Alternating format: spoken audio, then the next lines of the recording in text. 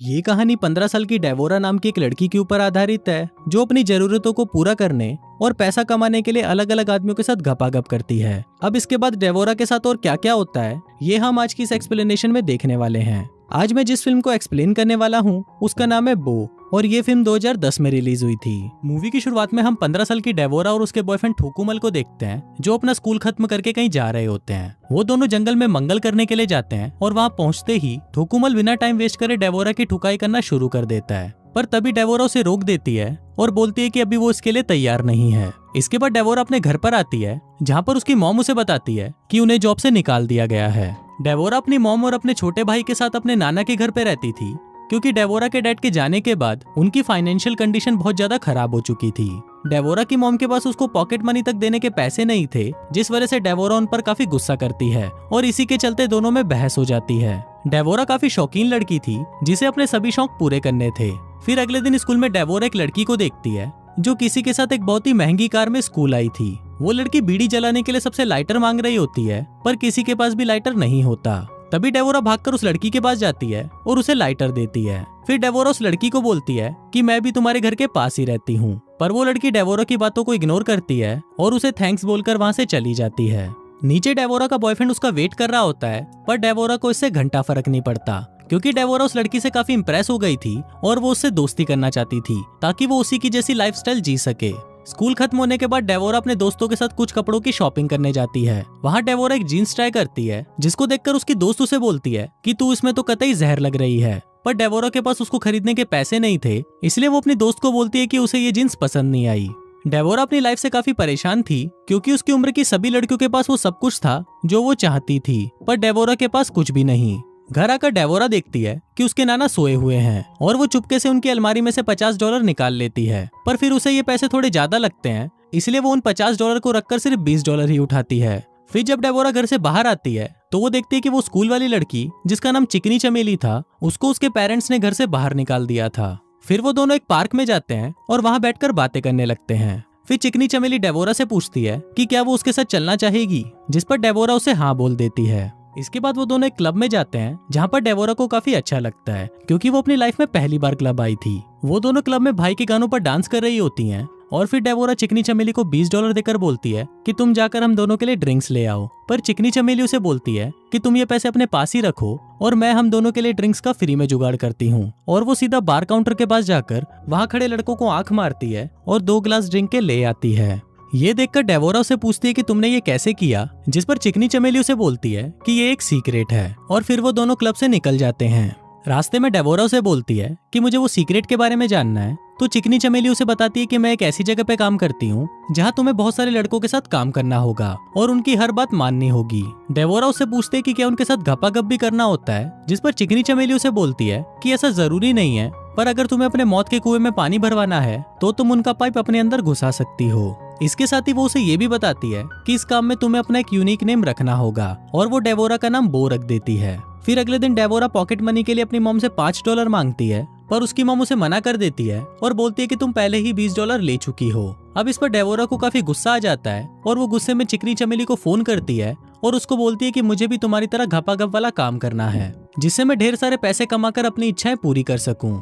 इसके बाद चिकनी चमेली डेवोरा को नुन्नीलाल नाम के एक आदमी से मिलवाती है जो एक भड़वा दलाल होता है। फिर नुन्नीलाल डेवोरा से उसकी उम्र पूछता है तो डेवोरा उसे 18 साल बताती है। इसके बाद नुन्नीलाल उसे अपने साथ ड्राइव पर ले जाता है और उसे ढेर सारी शॉपिंग करवाता है जिससे डेवोरा काफी खुश हो जाती है। घर आकर डेवोरा अपनी मॉम को बताती है कि उसे एक होटल में जॉब मिल गई है जहां उसकी शिफ्ट दिन और रात कभी भी हो सकती है। फिर थोड़ी देर बाद डेवोरा को नुन्नीलाल का कॉल आता है और वो उसे बताता है कि तुम्हें तुम्हारा पहला क्लाइंट मिल गया है। नुन्नीलाल डेवोरा को छोटा छतरी नाम के एक आदमी से मिलवाता है जो डेवोरा के अंदर अपनी छतरी खोलने की कोशिश करता है, पर डेवोरा उसे ऐसा करने से मना कर देती है और वहां से चली जाती है। फिर रात को नुन्नीलाल डेवोरा से मिलकर उस पर काफी गुस्सा करता है और उसे बताता है कि छोटा छतरी उसका रेगुलर कस्टमर है, इसलिए तुम उसे ऐसे मना नहीं कर सकती। फिर वो डेवोरा को कुछ पैसे देता है जिससे वो बहुत खुश हो जाती है। अगले दिन डेवोरा चिकनी चमेली से पूछती है कि क्या तुमने कभी किसी के साथ घपाघप किया है, जिस पर चिकनी चमेली उसे बोलती है कि लाखों बार। पहले तो मुझे ये सब करना अच्छा नहीं लगता था, पर अब मुझे ये करने में बहुत मजा आता है। थोड़ी देर बाद डेवोरा को फिर से नुन्नीलाल का कॉल आता है और वो उसे बोलता है कि आज रात तुम दोनों को साथ में आना है। फिर रात को वो दोनों साथ में एक पार्टी में जाती हैं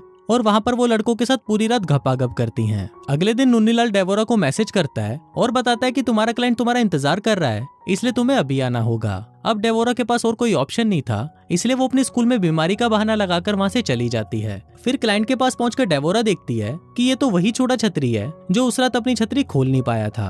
पर इस बार छोटा छतरी अपना टाइम वेस्ट ना करते हुए सीधा डेबोरा पर टूट पड़ता है और उसे वहीं पेलना शुरू कर देता है। पेलन कार्यक्रम खत्म होने के बाद डेबोरा काफी उदास लग रही थी, पर तभी वहाँ पर नुन्नीलाल उसे बोलता है कि जब तुम्हारा स्कूल खत्म हो जाएगा तो मैं तुमसे शादी कर लूंगा। और ये सुनकर डेबोरा को काफी अच्छा लगता है।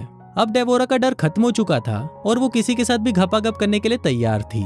डेबोरा एक एक करके अपने सभी क्लाइंट्स के साथ पलंग तोड़ घपाघप करती है, जिससे वो ढेर सारा पैसा भी कमा लेती है। फिर अगले दिन डेबोरा के भाई का बर्थडे होता है और घर पर सभी लोग मिलकर दारू पार्टी करते हैं। तभी डेबोरा को नुन्नीलाल का कॉल आता है और वो अपनी मॉम को बोलती है कि मुझे इंपॉर्टेंट काम के लिए होटल वापस जाना होगा।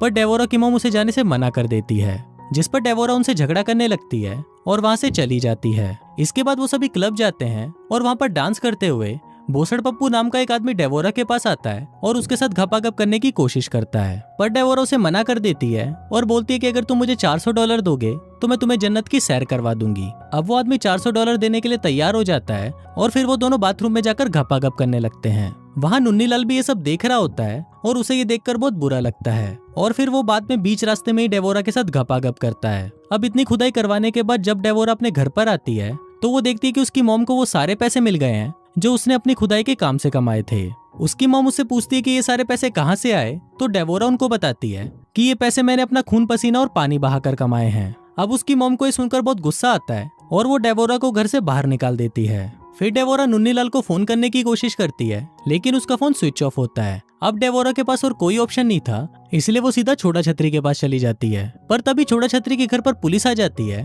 और वो डेबोरा को रिहैब सेंटर भेज देती है। रिहैब में डेबोरा को एक लड़की मिलती है जिसका नाम फुलझड़ी होता है। डेबोरा की फुलझड़ी से अच्छी दोस्ती हो जाती है और फिर वो फुलझड़ी को नुन्नीलाल का नंबर देकर बोलती है कि तुम इसे कॉल करो ताकि ये आकर मुझे यहाँ से ले जाए। अगले दिन डेबोरा की मॉम उससे मिलने आती है, पर डेबोरा उनसे काफी गुस्सा थी, इसलिए वो उनसे कोई भी बात नहीं करती। फिर उसके अगले दिन डेबोरा के नाना भी उससे मिलने आते हैं और वो उसे बताते हैं कि तुम्हारी मॉम ने तुम्हें यहाँ भेजकर बिल्कुल सही किया। और यहाँ पर हम व्यूअर्स को पता चलता है कि इस मास्टर प्लान के पीछे डेबोरा की मॉम का हाथ था। अब कुछ दिन रिहैब में बिताने के बाद डेबोरा वहाँ से छूट जाती है और निकलते ही वो सीधा नुन्नीलाल के पास जाती है। नुन्नीलाल डेबोरा के बाल काट देता है ताकि कोई भी उसे पहचान ना सके। नुन्नीलाल डेबोरा को ये भी बताता है कि जब तुम यहाँ पर नहीं थी तो मेरा काम पूरी तरह बंद हो गया था और खर्चा चलाने के लिए मैंने उधार पैसे लिए थे जिसे मुझे अब चुकाने हैं। पर इस पर डेबोरा उसे बोलती है कि अब वो ये काम दोबारा नहीं करेगी। डेबोरा से मिलने वहाँ पर चिकनी चमेली भी आती है जो अब बहुत ज्यादा कमजोर हो चुकी थी। थोड़ी देर बाद डेबोरा देखती है कि उसके घर के नीचे कुछ लोग नुन्नीलाल से मिलने आए हैं और वो उन्हें अपनी आईडी दिखा रहा है। अब ये देखकर डेबोरा सोचती है कि शायद उसे भी अपनी आईडी दिखानी पड़ेगी, इसलिए वो अपने पर्स में अपनी आईडी चेक करने लगती है। पर वहाँ पर उसकी आईडी नहीं होती और तब डेबोरा को पता चलता है कि नुन्नीलाल उसी की आईडी उन लोगों को दे रहा है और वो अपना उधार चुकाने के लिए डेबोरा को उन्हीं लोगों को बेच रहा है। अब ये देखकर डेबोरा वहाँ से भागने की कोशिश करती है, पर घर के सारे दरवाजे बंद होते हैं। फिर डेबोरा अपनी मॉम को कॉल करने की कोशिश करती है, पर तभी वहाँ पर एक आदमी आता है और डेबोरा और चमेली को पकड़कर अपने साथ एक वैन में ले जाता है। फिर रात को वो लोग सुट्टा मारने के लिए एक जगह पर रुकते हैं और तभी मौका देखकर डेबोरा उनका फोन चुरा लेती है और वो वैन का गेट खोलकर वहाँ से भाग जाती है। अब वो लोग चिकनी चमेली को तो पकड़ लेते हैं, पर डेबोरा वहाँ से भागने में कामयाब रहती है। इसके बाद डेबोरा अपनी मॉम को कॉल करती है और उनको बोलती है कि मैं घर आ रही हूँ। और इसी के साथ ही ये फिल्म यहीं खत्म हो जाती है।